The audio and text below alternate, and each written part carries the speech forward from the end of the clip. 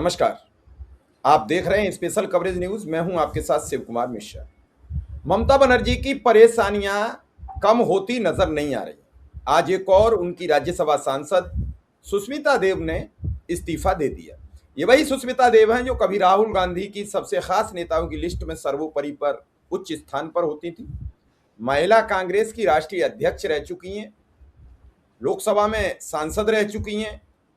2021 में इन्होंने तृणमूल कांग्रेस में शामिल होने का ऐलान किया और ममता बनर्जी ने इन्हें राज्यसभा भेज दिया। सुनने में आ रहा है कि आज उन्होंने इस्तीफा दे दिया है। और अब इस्तीफा दे दिया तो कहां जाएंगी? मीडिया में दो तरीके की बातें हैं।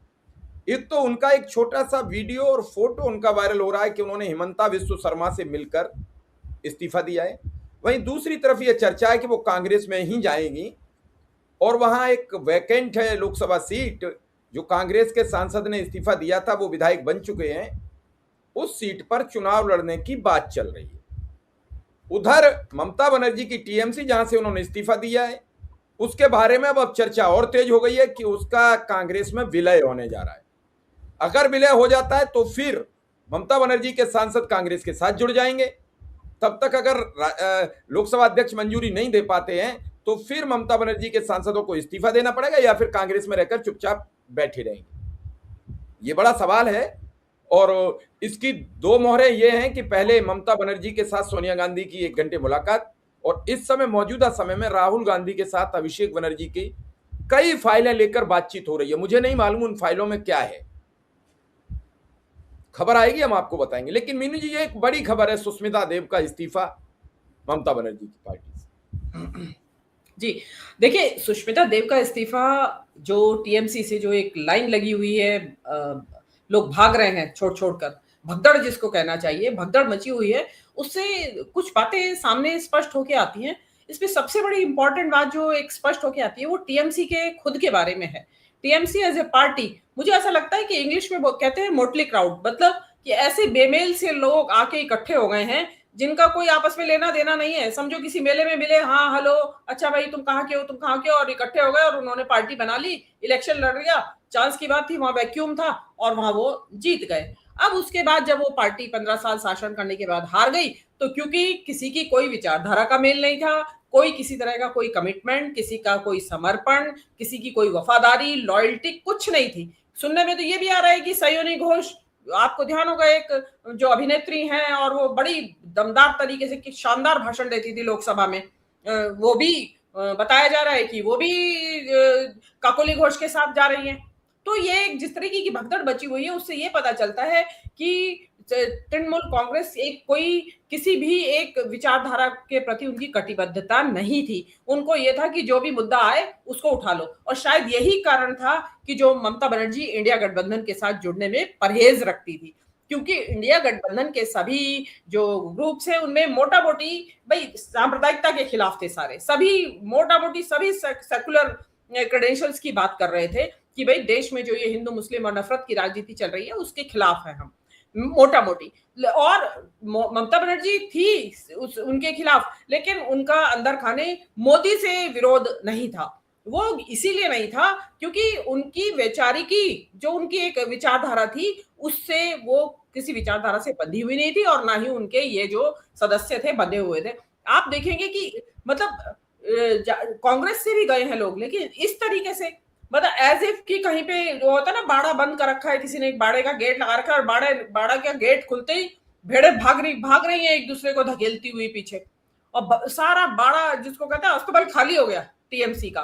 तो उससे ये पता चलता है कि जो और ये आपकी जो सुष्मिता देव जिनके बारे में बात कर रहे हैं, वो तो एक बिल्कुल क्लासिक एग्जाम्पल है इस चीज का कि बेपेंदी का लौटा। जैसे आपने बताया कि वो उनके फादर वो 7 बार के एमपी रहे हैं और बहुत ही इंपॉर्टेंट पदों पे रहे हैं, बड़े प्रमुख नेता थे। और सुष्मिता देव भी, जैसा आपने बताया, कि महिला कांग्रेस की अध्यक्ष थी और एक बहुत सुयोग्य, मेरे नजर में एक बहुत सुयोग्य नेता थी, जो और एक स्पोक्स पर्सन के तौर पे, एक कांग्रेस पार्टी के नेता के तौर पे भी।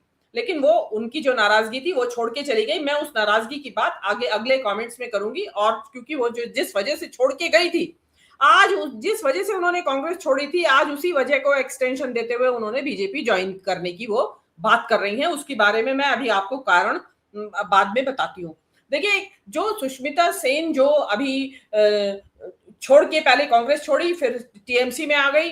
टीएमसी छोड़ी क्योंकि यहाँ पे राज्यसभा मिल रही थी, इसलिए कांग्रेस छोड़ के टीएमसी में आ गए। अभी टीएमसी का क्योंकि हार गई है टीएमसी, तो बजाय वहां टिकने के, अगर आप विचारधारा से जुड़े होते या आपको एक ये रहता कि नहीं मुझे सेक्युलर पार्टी के साथ ही रहना है, वो ऐसा कुछ नहीं है। मुझे लगता है आपको केवल गद्दी की, कुर्सी की चिंता है और आप उसी को मद्देनजर, क्योंकि केंद्र में भी बीजेपी की सरकार है और आसाम में भी बीजेपी की सरकार है, तो आपने बताया जा रहा है, जैसा कि वो टीवी चैनल्स पे कह रही हैं, कि वो उनका इरादा है चुनाव लड़ने का और वो भाजपा ज्वाइन करने वाली हैं, जैसा बताया जा रहा है, खबरों में बताया जा रहा है। अब पहले ये जान लेते हैं कि बीजेपी में क्यों जा रही है। इसे जानने के लिए हमें ये जानना पड़ेगा कि उन्होंने कांग्रेस क्यों छोड़ी थी। सुष्मिता देव क्योंकि बहुत बड़ी नेता थी, यूथ महिला कांग्रेस की अध्यक्ष थी, तो आप समझ सकते हैं, और राहुल गांधी की जो इनर सर्कल है उसमें एक थी सुष्मिता देव। तो वो सुष्मिता देव ने क्यों दिया इस्तीफा कांग्रेस से? सुष्मिता देव ने इसलिए इस्तीफा दिया, उनकी मेजर कारण था ये जो आपका सीए एनआरसी जो वहां पे, क्योंकि आप देखेंगे कि असम में जो एनआरसी हुआ उसमें बहुत ही बड़ी, मतलब जो एनआरसी उन्होंने किया वो बीजेपी पार्टी के वापस बूमरैंग हुआ, उनको वापस आके लगा। क्यों? क्योंकि उसमें मुसलमानों को निकालने की बात थी एनआरसी के जरिए, लेकिन हुआ क्या, जो 18 लाख लोग निकाले गए उनमें 14 लाख हिंदू थे, 4 लाख मुसलमान थे, तो वो उनको उल्टा पड़ गया था। और इस सारे एनआरसी और सीए एनआरसी के मुद्दे पे कांग्रेस का रुख साफ था, उन्होंने इस सीए एनआरसी का समर्थन नहीं किया, उल्टे विरोध में थे कि ये इस तरीके की सांप्रदायिकता के आधार पे नागरिकता का फैसला नहीं होना चाहिए। अब सुष्मिता देव ने इसी मुद्दे के ऊपर कांग्रेस से इस्तीफा दिया था। क्यों दिया था? देखिए, थी तो वो एक धर्मनिरपेक्ष विचारधारा के साथ, कांग्रेस की विचारधारा के साथ थी, लेकिन उनकी जो कॉन्स्टिट्यूएंसी है सिलचर, वो सिलचर कॉन्स्टिट्यूएंसी हिंदू बहुल बंगालियों की कॉन्स्टिट्यूएंसी है। उनका ये कहना था कि आपने मेरे से सलाह क्यों नहीं करी इस पे स्टैंड बनाने से पहले, क्योंकि मेरी तो कॉन्स्टिट्यूएंसी में ही हिंदू है सारे, बहुलता हिंदुओं की है। और नतीजा ये हुआ, खैर वो चुनाव लड़ी और वो हार गई, और इस बात से उन्होंने नाराज होके ये छोड़ दिया। उसके बाद भी जैसे हारी, तो उसके बाद उनको ये उम्मीद थी कि शायद मुझे राज्यसभा मिल जाएगा, लेकिन कांग्रेस ने उनको राज्यसभा नहीं दिया, क्योंकि कांग्रेस को उनकी विचारधारा समझ में आ गई थी। तो उनको समझ में आ गया था कि ऐसे व्यक्ति को जो कि सीएनआरसी के पक्ष में है, उसको राज्यसभा भेजने का भी कोई फायदा नहीं है। तो शायद सही समय पे उन्होंने पहचान कर ली थी सुष्मिता देव की, और सुष्मिता देव ने कांग्रेस पार्टी छोड़ टीएमसी ज्वाइन किया 2021 में। 2021 में टीएमसी ज्वाइन करते ही ममता जी ने इनको राज्यसभा भेज दिया।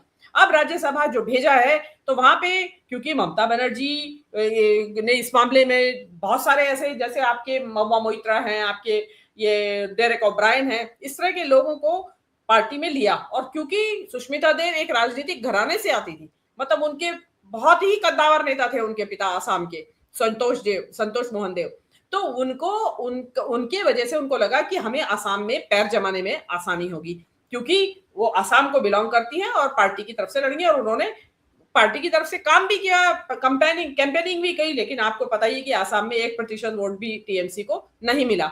और अब सुष्मिता देव को पता है कि भगदड़ मची हुई है, हर कोई टीएमसी छोड़ने के लिए, तृणमूल को छोड़ने की तरफ उतारू है, तो उनको लगा कि मेरे लिए भी यहाँ पे कुछ अब बचा नहीं है, तो बेहतर होगा कि मैं इस टाइम, जब लोग बहती गंगा में हाथ धो रहे हैं, तो मैं भी निकल लूं। अब वो निकली हैं। जब सुबह उनकी खबर आई, तो जो एक ऑब्जर्वर के तौर पे मुझे तो ये लगा कम से कम कि शायद सुष्मिता देव अपने मूल निवास स्थान पर वापस आ जाएंगी, अपना जो मूल घर है, जो ओरिजिनल उनका जो कांग्रेस था, क्योंकि उनके पारिवारिक उनकी पृष्ठभूमि सारी कांग्रेस की और बहुत लंबा इतिहास है परिवार का।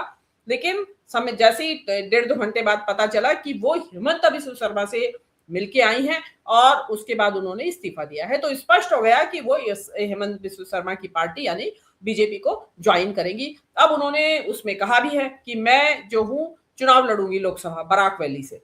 तो अब उनको आश्वासन हिमंता बिस्वा शर्मा की तरफ से दिया गया है, क्या भाजपा की तरफ से दिया गया है, ये तो अभी थोड़ा और समय बीत जाएगा, शाम तक स्पष्ट होगा। लेकिन जो सुष्मिता देव जैसे अगर लोग वहां इकट्ठे हो रहे थे टीएमसी पार्टी में, तो आप अंदाजा लगाइए कि मुझे तो ये लगता है कि ममता बनर्जी और अभिषेक बनर्जी ही रह जाएंगे अल्टीमेटली आखिर में उस पार्टी के अंदर। ऐसा ऐसा हमें प्रतीत हो रहा है कि जिस तरीके का ये बेमेल जो भीड़ इकट्ठी हुई थी और वो राजनीतिक हितों के लिए कुर्सी के चक्कर में या पावर के चक्कर में, अब वो सब सब अपना जो कहते हैं ना जो कारवां है, जो उसको जो जो जो उनका काफिला है, उसको छोड़ के सब भाग रहे हैं। आज उसमें भाग रहे हैं और उसमें इसका मतलब जो जो टीएमसी पार्टी है उसमें बहुत जबरदस्त टूट होने वाली है और हो चुकी है ऑलरेडी। और उसका एक सब दूसरा प्रमाण ये मिलता है कि कल ममता बनर्जी सोनिया गांधी से मिली। उससे पहले का आपको सभी को ध्यान होगा दर्शकों को कि इंडिया गठबंधन की जो बैठक हुई वो ममता बनर्जी के कॉल पे हुई। उन्होंने रिक्वेस्ट किया कि ये इंडिया गठबंधन की बैठक होनी चाहिए और फिर कांग्रेस ने ममता बनर्जी की बात का मान रखते हुए उस बैठक को बुलाया। और अब उस बैठक में जो तय हुआ वो तो आप लोग कई बार सुन चुके होंगे चैनल्स के ऊपर भी। लेकिन उसके बाद ममता बनर्जी का प्राइवेटली ममता सोनिया गांधी से मिलने जाना और बहुत बताते हैं काफी लंबी बातचीत हुई है। और आज अभिषेक बनर्जी का वहां जाना, मुझे ऐसा लगता है कि कल जो है ममता बनर्जी कुछ भूमिका बना के आई हैं, विलय की बना के आई हैं या कुछ अपनी पार्टी की नई अभी स्ट्रेटजी। राहुल गांधी की अभिषेक बनर्जी की भी मुलाकात चल रही है।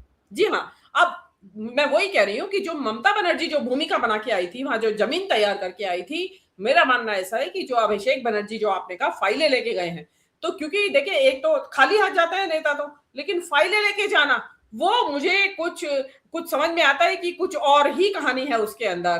पता ये क्या कहानी है वो तो अभी समय के साथ सामने आएगा। लेकिन अभिषेक बनर्जी क्योंकि सभी जानते हैं कि 2 नंबर हैं टीएमसी के अंदर, तो हो सकता है कि जो ममता बनर्जी ने जो भूमिका बनाई होगी, जो भी कुछ शर्तें होंगी या जो भी कुछ प्रोसेस होगी विलय की, उसको जो है जो उसके बारे में बातचीत करने के लिए आपके अभिषेक बनर्जी वहां पहुंचे होंगे।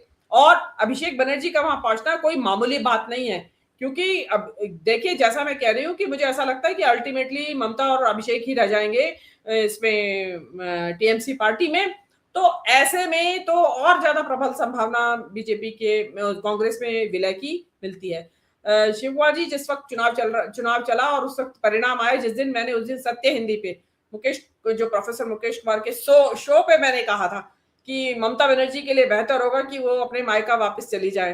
तो सबने मेरी बात हंस के टाल दी थी उस वक्त। तो मैंने कहा नहीं आप हंसिए मत, ये जाएंगी वापस, क्योंकि जिस तरीके की डिफीट हुई है उससे ये लगता है। तो लेकिन क्योंकि सबको ये उम्मीद थी डिफीट होगी तो क्या है, 80 एमएलए तो हैं, लेकिन अब जो हाल सामने आ रहा है कि 61 एमएलए चले गए हैं छोड़ के, तो वहां तो कुछ बचा ही नहीं है। जो कहते हैं ना राख बची है बाकी वहां, तो अब तो उसको उसको समेट रही है ममता बनर्जी। और उनको शायद क्योंकि ममता बनर्जी की उम्र हो चली है, उनको शायद अभिषेक के भविष्य की चिंता सता रही होगी। देखिए अभिषेक उनका भतीजा है, तो क्योंकि वो उसको लेके भी आई थी पार्टी में और उसको एक जो अगर सेकंड था, अगर चीफ के बाद वही दूसरे नंबर पे था, तो आप समझ सकते हैं कि उनकी कितनी चलती होगी, मोदी ममता बनर्जी की निर्भरता कितनी होगी अभिषेक बनर्जी के ऊपर। तो अब ये जो कांग्रेस का जो ये जो लगातार बैक टू बैक मीटिंग हो रही है कांग्रेस के साथ, ये एक संकेत देती है कि पार्टी विलय की तरफ अग्रसर है। क्योंकि कोई कहेगा क्यों, भाजपा के साथ भी तो जा सकती हैं। मुझे नहीं लगता, भाजपा के साथ जो जाने वाले थे वो चले गए और ममता बनर्जी किस मुंह से जाएंगी कि आप जिनसे लड़े और जिनसे आप 15 साल तक लड़ते रहे। हालांकि ममता बनर्जी का बीजेपी से लड़ना एक नूरा कुश्ती ज्यादा समझ में आती थी और अल्टीमेटली उन्होंने मात खाई उस नूरा कुश्ती में। लेकिन अब जो है, अब जो उनको दिखाई दे रहा है कि कांग्रेस का जिस तरीके से उभार हो रहा है धीरे धीरे, जो कि जो ऐसी कांग्रेस लोगों ने पहले नहीं देखी थी। हमने तो इतनी तत्पर, इतनी लड़ने के लिए तैयार उतारू कांग्रेस पहले नहीं देखी थी। और आज एक और इसमें सिग्नल आ रहा है शिव कुमार जी, शाम को ही टीवीके के चीफ विजय जो है, जोसेफ विजय जो है, तमिलनाडु के मुख्यमंत्री राहुल गांधी से मुलाकात कर रहे हैं। तो हो सकता है कि वो भी इंडिया गठबंधन ज्वाइन करना चाहते हो, कि उनका मंशा हो। अदरवाइज तो राहुल गांधी से मुलाकात का कोई ऐसी ठोस वजह तो समझ में नहीं आती है कि क्या वजह हो सकती है। ये जो टीवीके ने एक तमिलनाडु से सीट थी राज्यसभा की, वो कांग्रेस को दे दी, उन्होंने खुद नहीं ली, अपनी पार्टी का कोई व्यक्ति नहीं भेजा।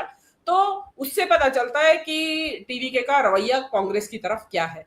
तो कहीं ऐसा तो नहीं कि आज जो है कांग्रेस के ऑफिस में जो गहमा गहमी है वो वहां शहनाइयां बज रही हूँ, वो तो भगवान जानता होगा अंदर क्या हो रहा है, क्योंकि पहले ममता बनर्जी, फिर अभिषेक बनर्जी, और अब मैं फिर यहाँ आपसे एक, मैं यहाँ बीजेपी 12 वर्ष मतलब अब तक नेहरू के मतलब चुने हुए कार्यकाल को, हालांकि प्रधानमंत्री तो देश का कोई रहे, अपने मतलब से चुना हुआ कार्यकाल या अलग कार्यकाल छांट लो, प्रधानमंत्री तो प्रधानमंत्री रहता है, उनकी अपनी सोच है। क्योंकि हर खिताब वो अपने नाम सोशल मीडिया में दर्ज कराना चाहते हैं ताकि जब कोई सर्च करे तो उनका नाम आए। लेकिन असली नेहरू से आगे निकलना तो तब था जब नेहरू का नाम लिए बिना, उन्हें कोसे बिना नेहरू से आगे निकल जाते और कुछ देश को नया दे जाते। आपने इस देश को दी बेरोजगारी, आपने इस देश को दी महंगाई, आपने इस देश को दी नफरत, आपने इस देश को दिया हिंदू मुसलमान, आपने इस देश को दिया मंगलसूत्र शमशान कब्रिस्तान। इन सब बातों को किसी प्रधानमंत्री ने इस देश में नहीं परोसा। प्रधानमंत्री देश का होता है, प्रधानमंत्री धर्म समाज संप्रदाय और जाति का नहीं होता। मैं तो बात अपनी बड़ी स्पष्ट रखता हूं। विनोद जी, क्या आज टीएमसी के सम्मिलित होने का ऐलान या आज तैयारी ये 12 वर्ष के जश्न को फीका कर देगा? बड़ी गंभीर टिप्पणी। जी बिल्कुल, आपने बहुत दूर की कौड़ी लाए हैं कि अगर ये आज ही अगर ये ऐलान हो जाता है, मतलब इवन कोई प्रेस कॉन्फ्रेंस भी उनकी तरफ से ज्वाइंट में हो जाती है कि भाई क्या बातचीत हुई हमारी, तो वास्तव में मतलब जो कहते हैं ना कि मोदी जी ने जो बड़ी मेहनत करके जो कहते हैं ना भौरे ने खिलाया फूल और फूल को ले गया राहुल गांधी, तो वो वाली बात होगी कि पूरा माहौल बनाया गया और टीएमसी से विलय में हो जाए तो डेफिनेटली एक युगांतकारी घटना होगी शिव कुमार जी, कि 15 साल पहले जिस पार्टी को छोड़ के वो ममता बनर्जी गई थी, आज फिर अपने दलबल के साथ वो वापस अपने घर वापस आ जाती है। ममता बनर्जी का वापस आना ऐसा होगा कि अपने मायके में उनका बोलचाल नहीं थी 15 साल से, और 15 साल बाद आज बोलचाल खुली है अपने भाई के साथ, और वो वापस ममता बनर्जी अपना कुनबा लेके अपने भाई के आई है, मायके आई है। वो ऐसी घटना होगी शिव कुमार जी। और ये देश जो है इस तरह की जो इमोशनल घटनाएं होती हैं, ये देश ऐसी घटनाओं को हाथों हाथ लेता है। तो वो चीज अगर होगी तो डेफिनेटली जो मोदी जी कह रहे हैं, देखिए मैं इसके बारे में, हालांकि आज का टॉपिक ये नहीं है, लेकिन मैं 12 साल के बारे में कह दूं कि नेहरू को मोदी जी कैसे नहीं पार कर पाए।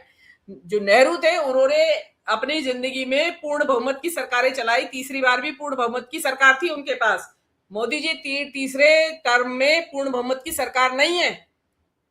नेहरू ने पूर्ण बहुमत की सरकारें चलाई तीनों टर्म में। आप टर्म भले ही आगे आपका ले गए हो, क्योंकि मृत्यु हो गई थी नेहरू की, तो उसमें तो मृत्यु तो अवश्यंभावी है और कोई प्रेडिक्ट भी नहीं कर सकता, भविष्यवाणी नहीं कर सकता। तो नेहरू जो है तीसरे टर्म में भी पूर्ण बहुमत की सरकार चला रहे थे, नंबर एक। तो इसलिए आप नेहरू की बराबरी तो ना ही करें। दूसरी बात, आपको नेहरू ने और नेहरू की विरासत में जो एक देश फलता फूलता 8 पॉइंट की जीडीपी, 8% वाली जीडीपी ग्रोथ वाली जीडीपी आपको मिली, नेहरू वो व्यक्ति थे जिसने आईआईटी, आईआईएम इस देश में, स्कूलों का जाल बिछाया, रेलवे का इस देश के अंदर जाल बिछाया, इस देश में टेलीफोन, इस देश में जो आपकी कितनी फैक्ट्रीज, इस देश में सैकड़ों बांध और कितने स्कूल, हेल्थ, हर गांव में प्राइमरी हेल्थ सेंटर, जो मतलब जो कुछ उस टाइम, जबकि संसाधनहीन देश था, साधन नहीं थे, खाने के लिए नहीं था, उसके बावजूद भी बेसिक इंफ्रास्ट्रक्चर उन्होंने बनाया। और उसके बाद की कांग्रेस सरकारों ने आपको जवाहर नवोदय विद्यालय, आपको केंद्रीय विद्यालय, आपको मतलब कौन सी संस्था जिसके ऊपर आज मोदी जी बैठे हैं, जो आज जिसके ऊपर आप डिजिटल इंडिया कर रहे हैं, उसकी कंप्यूटर क्रांति उन्होंने उन्हीं की शुरुआत थी।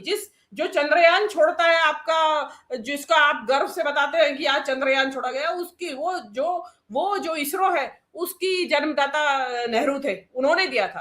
नेहरू मतलब नेहरू की जो आपका जो विजन है उसको तो आप पार नहीं कर सकते। नेहरू ने सेना बनाई, नेहरू ने पुलिस का पूरा महकमा पूरे देश के अंदर, मतलब क्या चीज ऐसी है, सड़कें हैं जो जितनी उस समय की इकोनॉमी अलाउ करती थी उसके हिसाब से सड़कों से जोड़ा गया, लोगों के घरों में पानी पहुंचाया गया।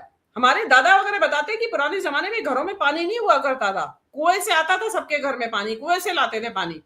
तो फिर आजादी के बाद धीरे धीरे शहरों में आया और उसके बाद गांवों में आया। गैस के सिलेंडर जिसपे आप उज्ज्वला योजना दे रहे हो, ये उसी टाइम के देन है। आप क्या बात कर रहे हो? आप जो न्यूक्लियर एनर्जी की बात करते हो, आप ओएनजीसी की बात करते हो, वो उसी टाइम की देन है। नेहरू ने मतलब क्या नहीं दिया, इतनी लंबी लिस्ट है, कम से कम 500 इंस्टीट्यूशन, दूरदर्शन आपका, आकाशवाणी जो रेडियो है, वो नेहरू की देन है। आप मतलब क्या आपने क्या बताया? आपने एक नोटबंदी दी देश को, आपने एक फॉल्टी जीएसटी दी देश को, और एक आप ये परिसीमन का ला रहे थे मुद्दा। ये इस तरह की चीजें आप लाए, किसान कानून लाए, वो सब वापस आपको लेने पड़े। और जो नोटबंदी ने जो हाल किया वो आपने किया। आपके पास तो कुछ ओरिजिनल सोच ही नहीं है। आपने हाँ इतना जरूर किया है, आपने बड़ी सफलतापूर्वक इस देश के जो सामाजिक ताना बाना था उसको छिन्न भिन्न कर दिया है। आपने बिल्कुल तार तार करके रख दिया है, जो कि कभी सरकारें बदलेंगी जब, तो उनके लिए भी बहुत मुश्किल होगा इस खाई को पाटना, जिस स्थिति में आप पहुंच गए हैं। तो नेहरू का मुकाबला आप कहां करेंगे? नेहरू तो डिस्कवरी ऑफ इंडिया और पता नहीं क्या क्या चीजें, जो युगांतकारी चीजें बुक्स लिख चुके थे नेहरू। तो आप कहाँ मुकाबला करेंगे नेहरू? नेहरू तो आई एम सॉरी टू से, नेहरू शिक्षा दीक्षा में भी बहुत आगे थे आपसे। विदेश नीति में उनकी जिस वक्त देश आजाद हुआ ही था, 1954 में उनको कहा गया कि आप कोरिया में जो युद्ध चल रहा है नॉर्थ और साउथ में, उसको आप युद्ध विराम करवाइए। नेहरू वहां गए, बातचीत के दौर चले, भूमिका बनाई, तैयारी हो गई युद्ध विराम की, और युद्ध विराम हुआ। नेहरू ने गुटनिरपेक्ष आंदोलन की नींव रखी। तीन जो थे, टीटो और ये नासिर और नेहरू, उन्होंने ये चलाया। नेहरू का दुनिया में आप देखेंगे कि उसमें अमेरिका गए तो कैनेडी जो है उनको जहाज के अंदर गए थे उनको रिसीव करने के लिए।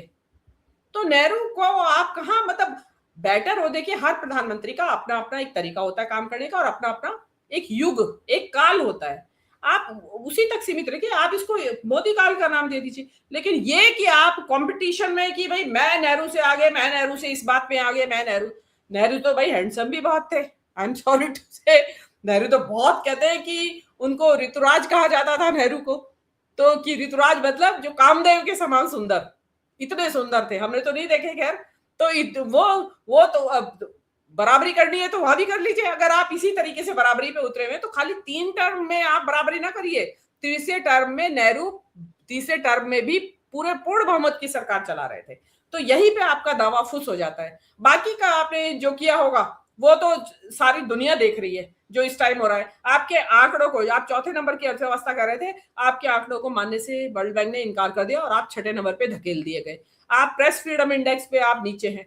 आपका जो जो जो जो जो ह्यूमन डेवलप इंडेक्सेस हैं जितने, उसमें सब आप शिक्षा का, आप ले लीजिए, आप इसका स्वास्थ्य का, सबका बंटा ढार है। बेरोजगारी चरम पे है। किस बात पे नेहरू की वो करेंगे आप जो बराबरी?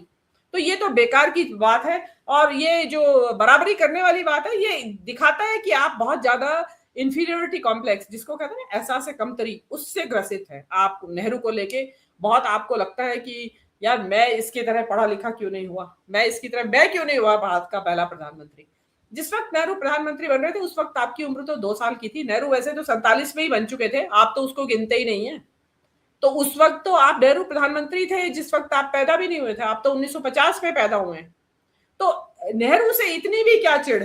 देखिए जो नेहरू है, इस बात को तो आप इतिहास से मिटा नहीं सकते कि इस देश के प्रथम प्रधानमंत्री जवाहरलाल नेहरू थे।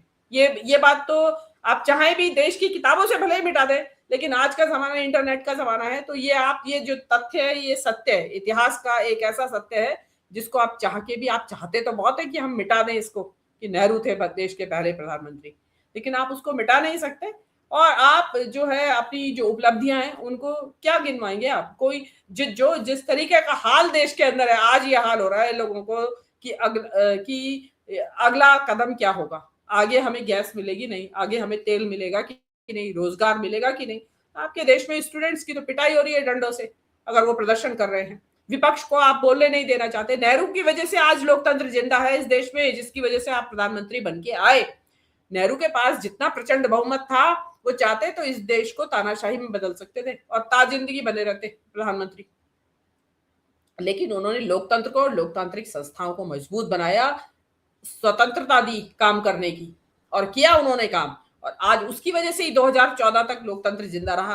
आप आज जो आप कर रहे हैं, अभी मीनाक्षी नटराजन का ही केस सबसे नया है इसमें, आप जो कर रहे हैं आप उसमें जिसको दबंगई से और जब ठोक तंत्र, लोकतंत्र नहीं, आप ठोक तंत्र, लाठी तंत्र के जरिए आप सत्ता पे, पूरे देश की सत्ता, वो चाहे देश की हो, केंद्र की हो या राज्यों की हो, आप उस पे काबिज होना चाहते हैं, जो कि इस देश के लोकतंत्र को बिल्कुल, जिसने इतना कमजोर कर दिया है कि इस टाइम देश का लोकतंत्र वेंटिलेटर पे पड़ा हुआ है।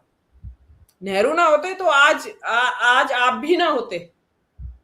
तो ये, और नेहरू चाहते तो आज जिस संघ की पैदाइश है आरएसएस की, नेहरू चाहते तो उसे कुचल के रख देते पूरी तरीके से, लेकिन वहां भी उन्होंने सदाशयता का परिचय दिया। उसकी वजह से आप और आपका राष्ट्रीय स्वयंसेवक संघ आज भी जिंदा है, क्योंकि नेहरू विपक्ष का, असहमतियों का, आलोचनाओं का आदर करते थे। आपकी तरह नहीं कि आपका कोई मजाक बनाए। नेहरू को कार्टून्स बनाते थे, नेहरू कार्टूनिस्ट को फोन करके, शंकर ने एक बार कार्टूनिस्ट बनाया, उसमें उन्होंने गधा दिखाया नेहरू को कार्टूनिस्ट पे।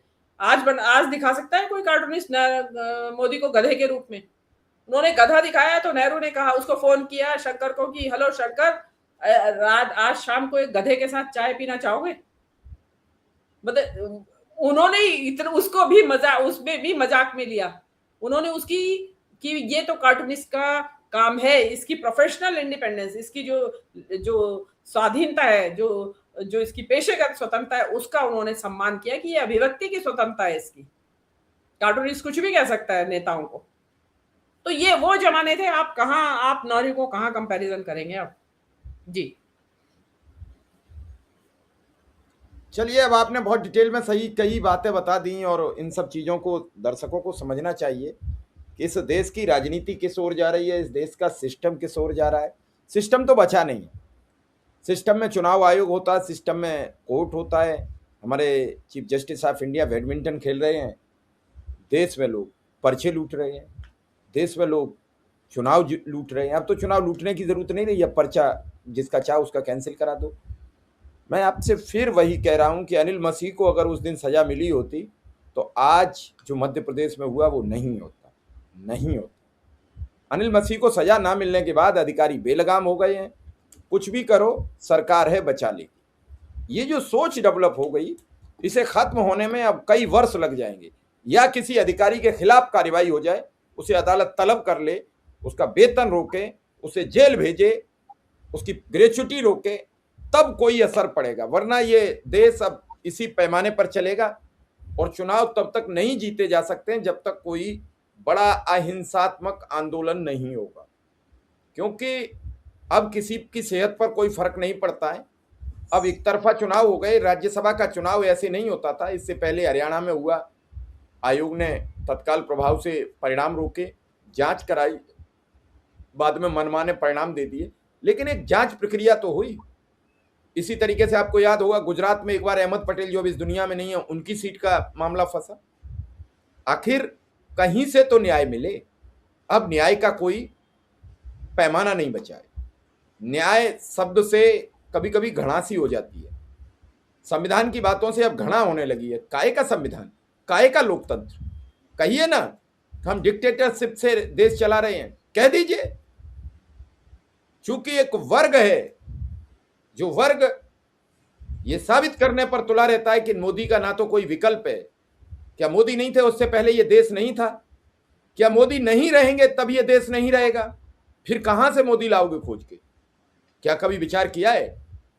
और आज आप अपनी साख विश्व में देखिए, देश के अंदर समस्याओं की अंबार देखिए। अगर आप इस बात से खुश हो कि मुसलमान परेशान हैं, तो भी आप गलत फहमी में जी रहे हो। सारी लाभदायक योजनाओं का लाभ जैसे आपको मिलता है, वैसे ही मुसलमान को मिलता है। आपको नफरत मिलती है, आपको दूरी बढ़ाने का एक संदेश मिलता है, किसी एक मुसलमान पर अत्याचार होता है, उस अत्याचार को देखकर अगर आप खुश हो और इस बात से खुश हो कि मेरी फसल मारी गई, कोई बात नहीं है, लेकिन पड़ोसी के खेत में भी ओले पड़े हैं, तो ये ओले आपको बहुत भारी पड़ेंगे, क्योंकि फसल तो आपकी भी बर्बाद हुई है। ऐसा नहीं है। तो सोचने का जो दायरा बदला गया है, उससे जब तक नहीं बदलोगे तब तक ये जीत नहीं पाओगे। वरना फिर राहुल भी कब तक लड़ेंगे? जो राहुल आज लड़ते दिख रहे हैं, वो लड़ेंगे कब तक? लड़ेंगे तो आपकी हिम्मत पर, लड़ेंगे तो आपके हौसले पर। और लड़ाई तो ईमानदारी से सड़क से लेकर संसद तक लड़नी पड़ेगी, वरना फिर ममता जैसा हस्र होता चला जाएगा, शरद पवार जैसा हस्र होगा, उद्धव ठाकरे जैसा, लोग भूलने लगे नेताओं को। तो इसकी कोई एक लाइन तो खींचनी पड़ेगी, लाइन नहीं है अभी कोई, लाइन तो बनानी पड़ेगी, बिना लेंथ के नहीं कभी कुछ होता है। मीनू जी आपने समय दिया इसके लिए बहुत बहुत आभार, बहुत बहुत धन्यवाद।